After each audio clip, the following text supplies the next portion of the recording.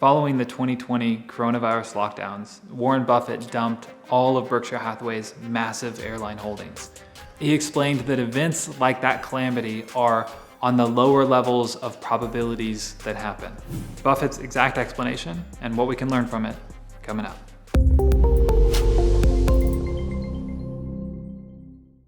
Welcome back. My name is Steven Spicer, and it's my goal to help you invest smarter and build a stable lifetime income. Let's tune into Berkshire's 2020 annual meeting, where Buffett explains why they did what they did. You'll see in the month of April that we net sold $6 billion or so of securities, and that isn't because we thought the stock market was going to go down or anything of the sort, or because somebody changes their target price or they change this year's earnings forecast. I just decided that I'd made a mistake in evaluating. It was an understandable mistake. It was a probability-weighted decision when we bought that we were getting an attractive amount for our money when investing across the airlines business. So we bought roughly 10% of the four largest airlines, and we probably, this is not 100% of what we did in April, but we probably paid $7 or $8 billion, somewhere between $7 and $8 billion, to own 10% of the four large companies in the airline business, and we felt for that we were getting $1 billion roughly of earnings. Now we weren't getting $1 billion of dividends, but we felt our share of the underlying earnings was $1 billion, and we felt that number was more likely to go up than down over a period of time. It would be cyclical,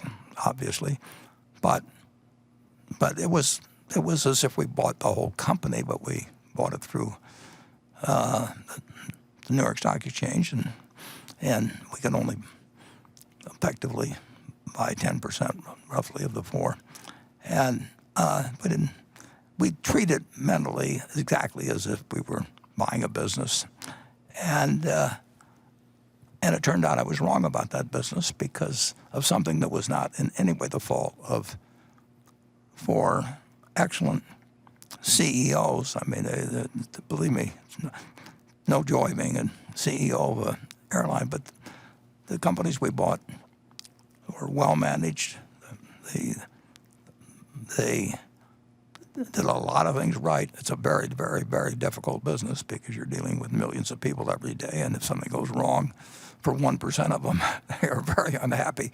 So I don't envy anybody the job of being CEO of an airline, but I particularly don't enjoy them being in a period like this where essentially nobody, and people have been told basically not to fly. I've been told not to fly for a while. I'm looking forward to flying.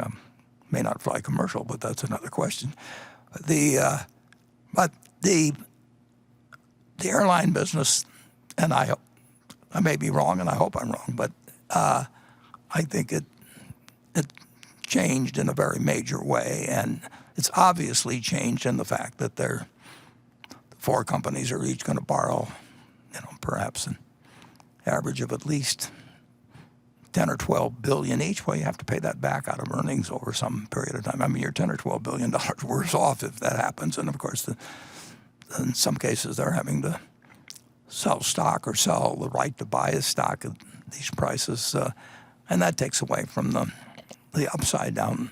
And I don't know whether 2 or 3 years from now that as many people will fly as many passenger miles as they did last year. They may and they may not. But the future is much less clear to me about how the business will turn out through absolutely no fault of the airlines themselves. But something that was a low probability event happened, and it happened to hurt particularly, whether it's the travel business, the hotel business, the cruise business, the theme park business, but the airline business in particular. And of course, the airline business has the problem that if the business comes back 70% or 80%, the aircraft don't disappear. So you've got too many planes, and it didn't look that way when the orders were placed a few months ago, or when arrangements were made. But the world changed for airlines, and I wish them well. But it's one of the businesses we have. We have businesses we own directly that are going to be hurt significantly. The virus will cost Berkshire money. It doesn't cost money because our stock and various other businesses moves around. I mean, if XYZ, which is, say, is one of our holdings, and we own it as a business and we like the business, the stock goes down 20 or 30 or 40%. We don't feel we're poor in that situation. We felt we were poor in terms of what actually happened to those airline businesses, just as if we'd owned 100% of them. So that explains those sales, which are relatively minor, but I want to make sure that nobody thinks that involves a market prediction. For me, Buffett's comments here serve as a reminder of the importance of diversifying beyond just the market. As in, your entire nest egg should not be in the market, as so many experts recommend. In fact, I even disagree with Buffett himself here. I've created a video in the past outlining my case. I believe that by his own logic, having all your money invested in an S&P 500 index fund, for example, is potentially ruinous.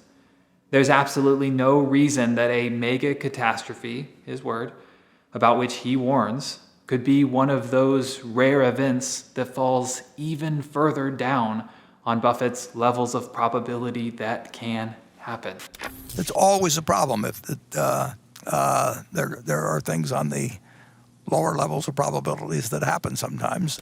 And I don't imagine an explanation of how unlikely an event that just left you financially ruined would be of much comfort if your savings just got entirely wiped out. I have a video coming out soon where I'll talk about some of those other areas in which I and my clients invest in order to protect against these risks without sacrificing gains. If you're interested in that, click that subscribe button and hit the notification bell so that you don't miss it. I look forward to seeing you around and helping however I can. I wish you all the best. Take care.